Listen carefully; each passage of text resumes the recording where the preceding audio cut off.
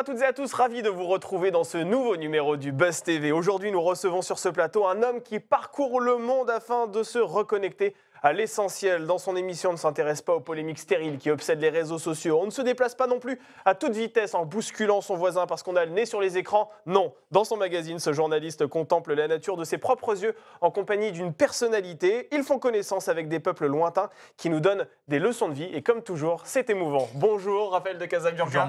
Ah, vous êtes en train de tomber. Non, c'est pas grave, ça arrive. Je suis tombé face à une introduction tellement Elle est bousculante. bousculante. Merci. Je vous en prie. Je suis heureux d'être là. Franchement, c'est génial. En même temps, on est très content de vous recevoir parce que Rendez-vous en terre inconnue, donc je rappelle, c'est le titre du magazine que vous allez animer ce mardi 2 mai en première partie de soirée sur France 2. Cette fois-ci, vous allez aller avec Jarry au Groenland, humoriste bouillonnant, hein, Jarry, toujours effectivement hyper actif. Est-ce que la chaleur humaine de cet humoriste a fait fondre la banquise du Groenland, Raphaël de Casabianca? Oui, en plus du réchauffement climatique. En plus de ça. Non, mais oui, bon, on va en parler, mais la rencontre entre Jarry et les Inuits, qui sont des cousins des Inuits, exactement, au nord du Groenland, était extrêmement surprenante. Mais on a le temps d'en parler. Oui, effectivement, mais c'est vrai que là-bas, pour en revenir sur cet aspect climatique, les températures oscillent quand même entre moins 30, moins 10 degrés.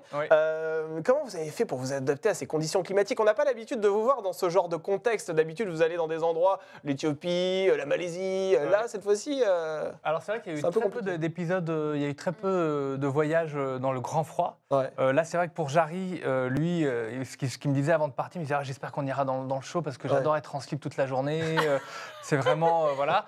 Et en fait, là, il n'y a pas plus opposé à l'univers de Jarry. Il aime la plongée, il aime l'eau, il habite dans le sud, il aime le soleil, il déteste la chasse. Et là, il part avec des chasseurs dans le nord du Groenland à des températures, avec des températures autour de moins 20, moins 25, quand il y a beaucoup de vent. On dormait dans une tente au milieu de la banquise, avec aussi une chose qui est quand même assez perturbante, c'est qu'il n'y avait jamais de nuit. Il y avait du soleil tout le temps. Mais quand il y a du soleil, c'est 2 heures de l'après-midi tout le temps. Donc le cerveau est bousculé, le froid est compliqué et il a été super courageux. Donc Jarry ne s'est pas mis en slip, hein, vous le confirmez. Hein. À voir. Vous êtes un magnifique teaser. Nous allons poursuivre cet entretien avec vous. Raphaël de Casabianca, on va parler de cet épisode formidable au Groenland avec Jarry, mais tout de suite, on découvre les news médias avec Sarah Lecoeuvre.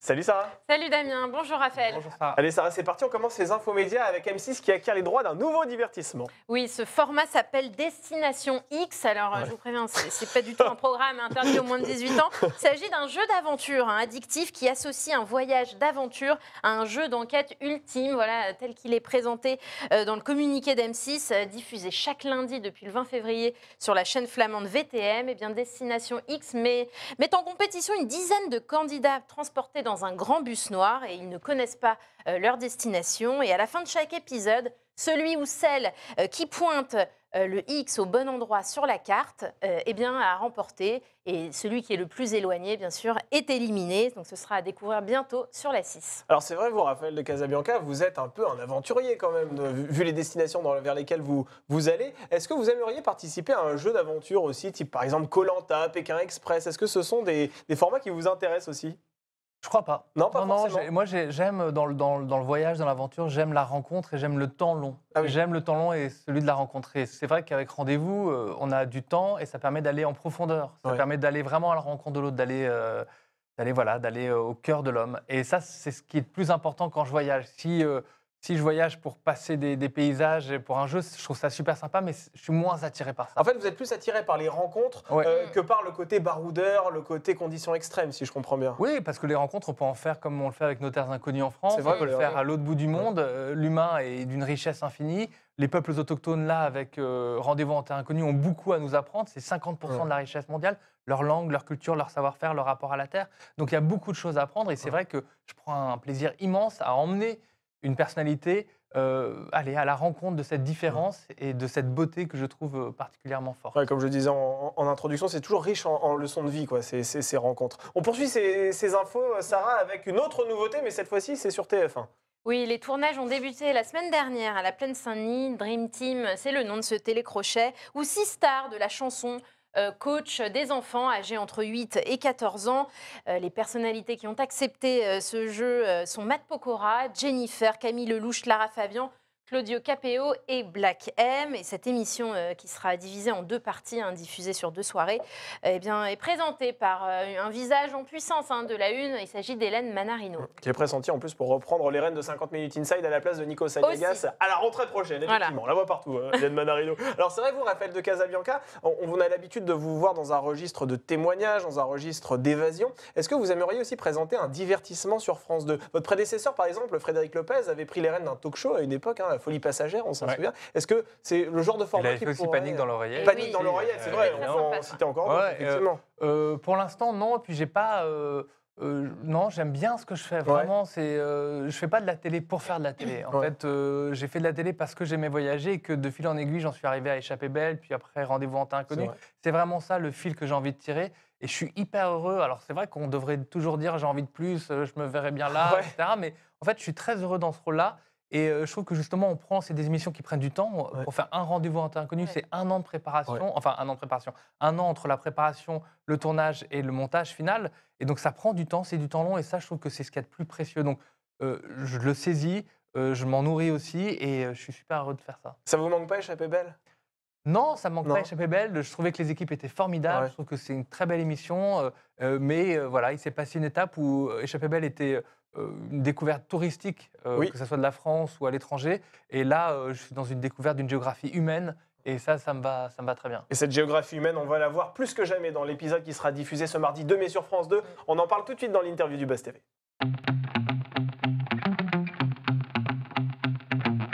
Donc vous allez prendre la direction du Groenland en compagnie de l'humoriste Jarry pour un nouveau numéro de Rendez-vous en Terre Inconnue. L'émission sera diffusée donc le 2 mai en prime time sur France 2. Pour quelle raison avez-vous décidé déjà d'aller au Groenland avec Jarry ? Pourquoi Jarry ?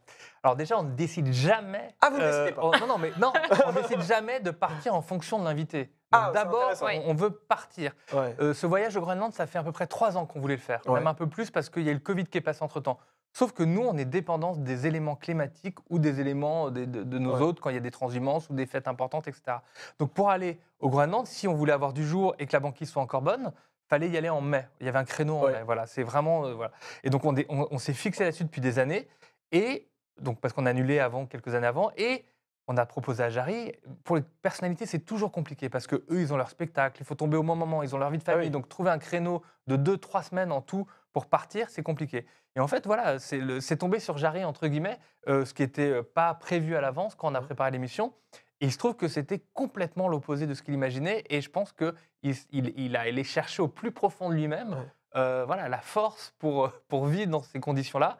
Mais je crois qu'il en ressort, et j'en suis même persuadé, encore plus fort, parce qu'il s'est confronté à un Jarry qu'il ne connaissait pas. C'est ça qui est beau, c'est que quand on est confronté à l'inconnu, on ne sait jamais ce qui va se passer. Et il s'est révélé.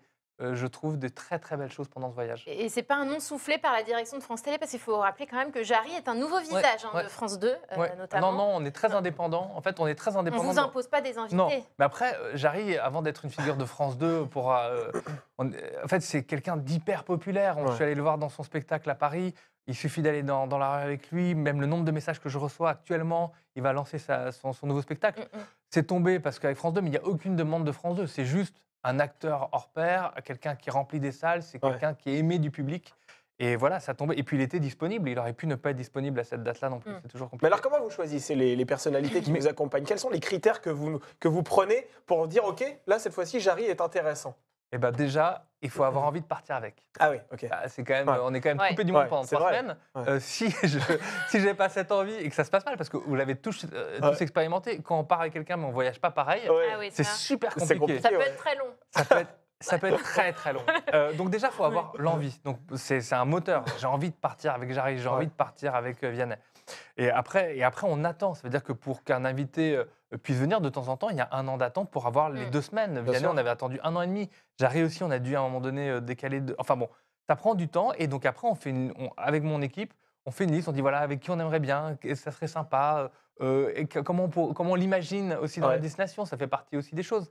Mais ça dépend tellement de leur planning aussi que même si on a des envies, bon bah ça. Il y a des gens avec lesquels vous n'avez pas du tout envie de partir ? Je m'oriente plus par les gens avec qui j'ai envie de partir. Je ne fais pas des listes de gens avec qui j'ai pas envie de partir. Il n'y a pas de blacklist. Après, on peut avoir un feeling, on peut avoir quelque chose, on peut ne pas sentir. Oui. Et ça m'est déjà arrivé, sans donner de nom. Bien sûr. C'est la question d'après. Sans donner de nom, c'est déjà arrivé de me dire, tiens, mais je sens que c'est pas pour les bonnes raisons. Oui. Et c'est pas forcément une bonne chose, ni pour lui, ni pour moi, ni pour. Mais ça pourrait arriver sur le tarmac de l'aéroport. À ce moment-là, vous pourriez vous dire, là, ça va pas le faire. Moi, ça m'est jamais arrivé d'accepter de partir à l'inconnu. Je trouve que c'est une confiance de dingue. Pendant des mois, je sais, ou des semaines avant, on dort pas beaucoup, on y pense tout le temps, on ne sait jamais ce qui va se passer. Donc c'est une confiance de dingue. Et je pense que quand on accepte ça, c'est-à-dire de baisser la garde et d'accepter de ne plus être fric control, parce que souvent ils contrôlent tout, ces artistes, et ben c'est déjà une démarche où ils sont déjà dans un move de découverte, d'envie, de partage. Et donc ça m'est jamais arrivé d'être sur place, sur le tarmac, ou même sur place, en disant « Oh là là, mais j'aurais pas dû partir avec lui, il fait n'importe quoi ». Je pense qu'ils ont tellement la chance, enfin ils ont tellement conscience d'avoir une chance incroyable de vivre. C'est des voyages qu'on ne peut pas reproduire, même dans la meilleure agence de voyage, n'importe quoi. C'est impossible. On fait vivre une expérience unique à la rencontre d'hommes, voilà, et c'est ça qui est beau. Donc voilà, c'est vraiment cette rencontre, et il savoure pour l'avoir vécu avec Jarry, alors que c'était hyper difficile. Il en a pleuré à plusieurs reprises, de souffrance, de difficulté. Et à la fois, il y a toujours eu cette lumière de dire mais c'est fou ce que je vis, et merci Raphaël. Donc, voilà. Et les téléspectateurs se poseront peut-être la question devant l'écran, est-ce que les artistes qui vous accompagnent sont rémunérés un peu comme... Jamais. On parle beaucoup de ça en ce moment avec LOL qui ressort. Oui, parce qu'avec Amazon, LOL, où ils sont payés incroyablement bien, les artistes qui partent ne sont jamais payés. Ils vivent une expérience, ils nous donnent de leur temps, ils nous donnent de leur confiance, et c'est ça qui est, je trouve, très précieux. C'est pour ça qu'on fait aussi... on leur offre quelque chose d'exceptionnel aussi. Toute l'équipe travaille pendant des mois et des mois pour leur offrir un voyage, une expérience, une rencontre, et pour mettre en valeur les gens qu'on rencontre. Donc voilà, ça c'est important. Alors vous allez annoncer la nouvelle à Jarry sur la destination que vous allez emprunter. À l'aéroport, sur le tarmac, vous auriez pu faire durer le suspense plus longtemps. Vous auriez pu lui enlever finalement ce masque qui couvre ses yeux à la sortie de l'avion, mais vous avez décidé de lui annoncer avant d'embarquer. Pour quelle raison? Alors de temps en temps, c'est la deuxième fois. Soit on le fait quand on est à 30 000 pieds dans l'avion, parce que de toute façon, assez rapidement, on voit dans quelle compagnie aérienne on est, on voit à peu près où on va. Et puis là, on s'est dit que ça serait marrant de l'étonner aussi un tout petit peu, de le surprendre. Le but, c'est un peu de le surprendre, de le déstabiliser, de faire ça sur le tarmac. Je trouve que ça a l'avantage d'être debout, c'est bête, mais pas assis dans un fauteuil plus posé. Et puis ils ont tellement l'habitude, ils ont tellement vu l'émission que ils s'attendent un peu à ça. Et du coup, ça l'a pris de court. Et je pense que comme il était en plus dans une réflexion ou une envie de chaud, de dromadaire, de berbère et de soleil couchant avec du thé à la menthe, je pense que ça lui a fait quelque chose. De toute façon, il doit préparer sa valise, donc quelque part, il prépare pas sa valise. Ah, il la prépare pas. Ah non. Ce qu'il prépare, je vais vous dire, on est entre nous. Ah ben bien sûr. Ce qu'il prépare, s'il prépare un petit sac avec ses affaires de toilette et ses caleçons, ça c'est bien, c'est important. Et ses médicaments s'il a besoin, ses lunettes. Et après, on gère tout. Donc en fait, il arrive à l'aéroport. Mais comment vous faites vous demandez à l'entourage? Non, on prend les tailles et puis on fait. Maintenant, c'est plus filmé, mais c'était filmé avant. Mais on fait des essayages avec on passe du maillot de bain à l'extrême, enfin de l'extrême chaud à l'extrême froid. Et donc voilà, donc il ne sait pas. Vous faites son shopping en fait, exactement. en quelque sorte. Donc voilà, et donc lui, il n'a que à mettre ça. Mais je me mets dans leur tête en me disant, mais ils partent 3 semaines, ils abandonnent leur famille, ils savent pas où ils vont. Est-ce qu'on met des caleçons chauds, des caleçons froids? Ça, c'est une vraie question. Et sur place, donc vous partez à la rencontre d'un peuple, les Inuits, à ne surtout pas confondre avec les Inuits. Voilà, c'est des cousins. Voilà, les Inuits, ils vivent au Groenland, ils sont dans le nord du Groenland. C'est des cousins des Inuits qu'on a plus l'habitude de voir en Amérique du Nord. Voilà, mais ils partagent beaucoup de choses en commun, notamment la chasse qui est nécessaire à leur survie, en tout cas les chasseurs. Et voilà, c'est juste un petit changement de prononciation, une lettre en plus, on va dire. Mais voilà, ils sont liés quand même. Et comment vous les avez rencontrés, ces habitants? Parce qu'ils vivent au milieu de rien. Il y a une équipe de France Télévisions qui a été sur place avec une parka et qui, à un moment donné, exactement. C'est-à-dire que pour y aller, c'est très compliqué parce que là, on est dans le village qui s'appelle le village de Surapaluk. Qui est le village le plus au nord de la planète. Donc, il n'y a pas plus au nord. C'est un village où il y a 30 âmes qui vivent toute l'année. Donc, il n'y a pas grand monde. C'est vrai que pour y aller, on prend beaucoup d'avions. Il y a 5 avions. Et ça se réduit petit à petit. Ça prend beaucoup de temps. 3 jours de voyage, je crois. 4 jours. 4 jours même. 4 jours de voyage. Même en plus, on a eu un petit problème, donc on a dû attendre encore une journée de plus parce que voilà. Mais donc ça. Qu'est-ce qui s'est passé? Non, mais c'est juste que il y a un dernier hélico passait plus, donc en fait, pour des problèmes techniques, on y allait en traîneau, enfin en motoneige. Mais donc en fait, il y a une équipe, il y a le rédacteur en chef qui part seul avec un traducteur souvent, ou il trouve un traducteur sur place. Il passe pendant 1 mois, 2 mois pour aller à la rencontre des habitants, prendre le temps, essayer de savoir leurs histoires, qui va pouvoir nous recevoir. Et donc c'est un travail vraiment immense de fond, de travail pour vraiment connaître les gens qu'on va recevoir. Et puis il revient, et avec l'équipe, il travaille, et puis il y retourne s'il y a besoin, s'il y a besoin de... Il y a des problèmes, s'il faut changer, parce que de temps en temps, en fait, les gens bougent, ne sont plus là. Et après, on en discute et on prépare le film, le tournage. Et qu'est-ce qui a été le plus difficile lors de ce tournage avec Jarry? C'est le froid, le voyage, la barrière de la langue? C'est Jarry. C'est Jarry. Il était affecte tout le voyage. C'est ce que vous non, pas du tout. C'est Jarry. C'est quand il dort, il ronfle. Il va m'en vouloir. Non. Je pense que ce qui a été le plus dur, c'est le froid. Le froid combiné à pas de nuit pendant 3 semaines. Donc quand on ne voit pas la nuit, notre corps se dérègle. Il y a du soleil tout le temps. Et on était quand même avec des chasseurs, avec beaucoup de chiens. Et mine de rien, les chiens, ça aboie tout le temps. C'est des meutes, il y avait plus de 120 chiens en tout, c'était énorme. Et donc en fait, même la nuit, qui est le jour, ça fait du bruit. En fait, on sait plus on sait plus quand est-ce qu'on se lève, on sait plus quelle heure il est. Et en fait, les paysages sont des immensités de banquises avec des icebergs.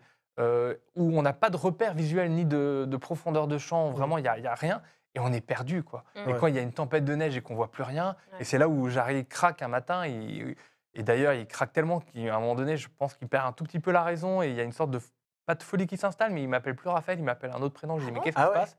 Oui, parce que je pense que le corps lâche, le mental lâche, et d'un coup il se dit mais je vais pas y arriver. Il y a une tempête de neige qui nous arrive. Ça fait déjà 4 jours qu'on est dans la pampa à dormir sur des tentes avec du morse séché en dessous de nous. C'est difficile. Et au final, il y a toujours ce petit trait d'humour, cette petite pirouette qui fait qu'il s'en sort et ça donne du relief. Vous avez réussi à trouver le sommeil quand même avec ces conditions de jour en permanence? On dort alors avec des masques, mais non, c'était difficile. Et ça joue aussi parce que comme les journées sont longues, on ne sait pas quand est-ce qu'on s'arrête. Donc en fait, on commence à 7h du matin, on peut s'arrêter à 2h du matin, on ne sait plus en fait. Et on ne dort pas beaucoup et on est pris dans quelque chose qui nous échappe totalement. Mais à la fois aussi ceux qui nous reçoivent, Peter, Orto et puis tous ceux qui nous reçoivent, ont pris vachement de temps avec nous, pour nous rassurer. Ils nous ont accompagnés, ils nous ont pris vraiment, eux qui ont l'habitude, voilà, comme des frères. Et ça a été aussi extrêmement rassurant. On se rend compte à quel point la nature est forte. Elle est belle, mais elle est forte, elle est puissante. Elle peut être aussi violente. Et que nous, on n'est rien. Et que franchement, on ne vit pas plus de 15 heures, enfin 2-3 jours seul, quoi, si on n'a pas le savoir-faire. Donc on n'est rien, on est vraiment super fragile. Et eux, ils sont là, ils nous ont aidés, ils perpétuent une chasse qui est une chasse très intéressante parce que c'est pas une chasse une chasse de survie. Donc ça, c'est ça qui est bien. On voulait en parler, la chasse là-bas est une survie au Groenland et Jarry est très engagé pour la biodiversité marine et contre la chasse. Par conséquent, comment s'est passée la confrontation entre ces deux mondes? Ce qui est intéressant, c'est qu'on a compris que pour eux, la chasse, c'était pas un loisir, c'était pour vivre. Et donc, en fait, leur peau d'ours, s'ils ne savaient pas les ours, en fait, ils crèveraient de froid. C'est vrai que les pantalons techniques qu'on avait, ça ne tenait pas, c'était nul. Eux, c'est hyper imperméable. Le morse qui tue, c'est pour nourrir les chiens, qui leur permettent d'aller et de parcourir des kilomètres. C'est même des protéines très, très fortes pour eux. S'ils ne mangent pas de morse, ils ne peuvent pas manger. Ils sont obligés de manger beaucoup de repas par jour parce qu'avec le froid, ils ne tiennent pas. Donc ça, c'est important. Et puis même, quand on discute avec eux, ils disent « Mais nous, on ne comprend pas. Chez vous, vous avez des usines pour abattre les animaux ?» Pour eux, ça leur paraît hallucinant. Parce que nous, on ne veut pas voir la mort. Nous, on va dans le supermarché, on achète du jambon, tout ça, mais on ne dit pas qu'on met un cochon dans un mixeur. Sinon, on dirait oh là là, et on recracherait tout de suite. Donc, en fait, eux, ils ont ce rapport-là à la mort, ils le voient, ils l'assument, c'est pour eux, mais c'est pas dans. D'ailleurs, ils portent un regard un peu étonné sur nos habitudes, on va dire. C'est ça qui est intéressant, c'est qu'ils nous grâce à leur regard, ils nous mettent aussi face à nos incohérences ou face à à notre monde ou à notre système qui est un peu, de temps en temps, un peu étrange. Et le regard de Jarry a changé sur la chasse? En fait, lui, son père est chasseur, donc en plus, il l'a vraiment vécu très tôt. Il faisait du bruit pour faire échapper les lapins. Enfin, avec ses frères, c'était vraiment, il ne voulait pas tuer un animal. Il est très, voilà. Donc en fait, c'est pas qu'il l'apprécie, c'est qu'il la comprend en fait. Il comprend cette chasse. C'est une chasse qui a du sens. Mais après, à un moment donné, plus loin dans le film, on a dû aller faire une autre type de chasse sur des poissons. Qui sont le narval. Ouais. Et là, il y a eu, je ne veux pas en dire plus, mais là, il y a eu une vraie discussion et quelque chose qui n'était pas prévu, mais qui montre à quel point il est engagé. Et ce qui était intéressant, c'est qu'il montre à quel point ces deux mondes qui ne devaient pas se rencontrer, en fait, s'entendent et se respectent et se nourrissent entre eux. D'ailleurs, pendant qu'on parle de viande, entre manger de la viande de phoque ou des oiseaux, vous préférez quoi? Parce que c'est les étapes par lesquelles vous allez passer au Groenland. Les oiseaux.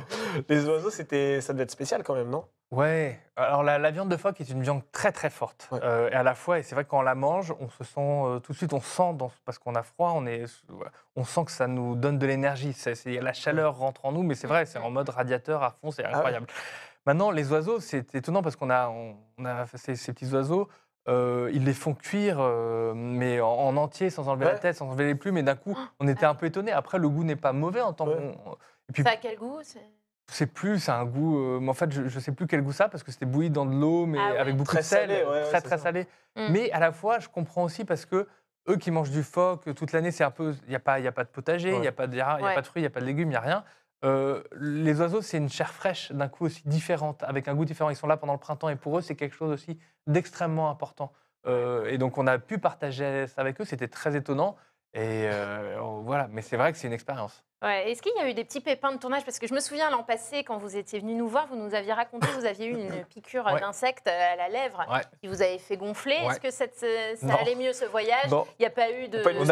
Non, il n'y a pas de moustique. Non, ça c'est bien. Mais il y a peut-être d'autres choses. C'est l'avantage du froid. Le froid, ce qui est bien, c'est que moi, je préfère le froid parce que d'une certaine manière, quand tu as des bons vêtements, ça se passe bien, alors que le chaud, on peut rien. C'est plus compliqué. Mais non, il n'y a pas eu de problème, mis à part des nuits sans sommeil et beaucoup de froid à certains moments, donc il faut bouger. Et puis, bien se nourrir. C'est vrai qu'à un moment donné, Jarry a oublié de manger. Et ben, il est tombé. C'est-à-dire qu'à un moment donné, on a dû dire... Il est tombé dans les pommes? Ouais, parce qu'avec le froid, même sur le traîneau, c'est trop fort.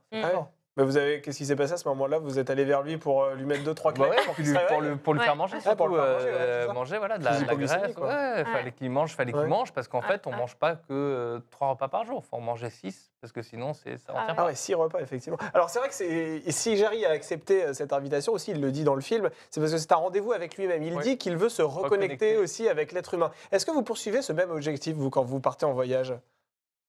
Je pars pas avec l'objectif de me reconnecter parce que je me sens pas déconnecté, parce que j'ai la chance de justement faire plusieurs voyages par an et de voir cette beauté-là, alors que pour eux, c'est un rendez-vous exceptionnel et c'est une fois dans leur vie. Donc j'ai pas mais à chaque fois que je repars, c'est difficile de réatterrir parce de revenir à Paris, et de me dire à quel point, la richesse de ce qu'on vit, de ces peuples-là, elle est fondamentale. Il faut la protéger dans un monde complètement uniformisé. On se ressemble tous. Eux, ils ont quelque chose à nous apporter de très fort. Ils dépendent de la terre, ils dépendent de la glace, ils dépendent du climat. Donc, en fait, ils ont un rapport à la terre extrêmement fort et puissant dans lequel nous aussi, on doit, je trouve, puiser de l'inspiration. Et donc, c'est très riche. Et quand je reviens, je me dis, mais voilà, c'est comme un kaléidoscope, un puzzle de tous ces visages, de tout ce que j'ai vécu, de toutes ces histoires, parce qu'en fait, on ne raconte pas la même chose à +2 ou 10 jours plus tard. On va vraiment creuser avec eux leurs histoires. Et ça, je reviens nourri de ça et rempli. Et c'est dur de réatterrir. D'ailleurs, comment ça se passe le retour à Paris là, après le Groenland? Ça a été compliqué, mais vous avez dormi pendant 48 heures, non? Plus. Plus Non, on ne se rend pas compte, mais c'est comme ça. Mais c'est tellement intense qu'à un moment donné, le corps revient à Paris, la tête est encore là-bas. En veille. Il se met en veille, il a besoin de se ressourcer, il a besoin de se réadapter. Et ce n'est pas évident, mais c'est comme ça. Et c'est génial, c'est le prix à payer, entre guillemets, qui est rien du tout par rapport à la beauté et la chance qu'on a de vivre ça. Mais c'est vrai qu'il faut se réadapter à un monde qui est très différent, d'un monde de glace sans bruit, d'une beauté inouïe, sans nuit, à froid, mais avec des gens c'est incroyable. Et puis d'un coup, se retrouver place de la République, c'est pas pareil. Et vous êtes resté en contact avec Jarry après le tournage? Bien sûr, j'ai encore hier, il est en plein tournage, on a hâte de partager. C'est comme si en fait, on a hâte de partager ce film. Ça fait 1 an qu'on est parti. On aurait dû le diffuser à Noël dernier, puis il y a eu le mondial, donc en fait, on l'a décalé.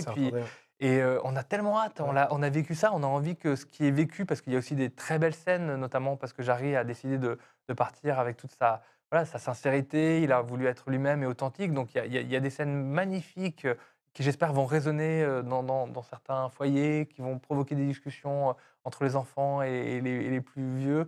Voilà, on a vraiment hâte de partager ce voyage. En tout cas, on le partagera avec vous, ce voyage mardi 2 mai. Donc rendez-vous en terre inconnue avec Jarry. Vous allez aller au Groenland dans un épisode absolument incroyable. Merci beaucoup, Raphaël de Casabianca, d'avoir accepté. C'est toujours un plaisir d'être avec vous. C'est un plaisir partagé, vraiment. Il devrait y en avoir plus d'ailleurs. Ça nous permettrait de vous recevoir un peu plus souvent sur ce plateau.